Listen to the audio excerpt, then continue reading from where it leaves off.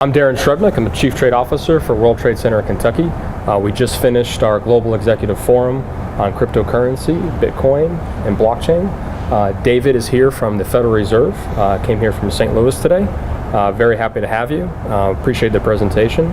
If you could give us a few takeaways from today's event, we would appreciate it. Sure thing, Darren. It was a pleasure to be here to talk in front of this crowd. I think the main takeaway for me was to impress upon people that the main issue at stake here, this issue of cryptocurrencies and crypto assets, this whole space, blockchain, is that it fundamentally boils down to a database management issue.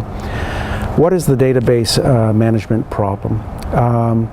And there are basically two solutions, two broad philosophical approaches to this problem of database management. One is to use the more traditional delegated bookkeeper model, I called it, versus a more consensus-based type of record-keeping system that is the way that, say, blockchain and Bitcoin do things.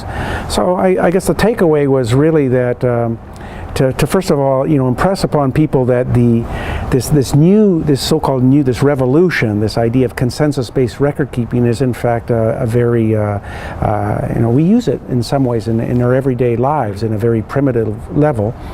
And that's what's true is that the technological advances in data storage, in communications, in cryptography, in securing storage and communications has permitted this kind of consensus-based or communal approach to record keeping. It's permitted it to scale on a global scale. So that was one thing, was just to impress upon people kind of the nature, what's at stake here. I mean, it sounds very, very exciting, but really at the end of the day, it just boils down to accounting. And then the second thing was to just ask the question, do I need a blockchain? I mean, well, you have to ask yourself, what is the database management system problem that you're trying to solve, and would a consensus-based record-keeping system help me solve that problem? And on that front, I expressed a little bit of skepticism, in part to just kind of generate some discussion. But it's just not clear to me what the use cases are to this point. But who knows? With future technological developments, I mean, we could learn. That's great.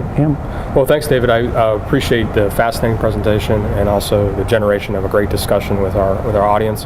And just a reminder that on January 24th, 2019, we'll have our next Global Executive Forum on trade policy, making sense of the chaos. Thank you.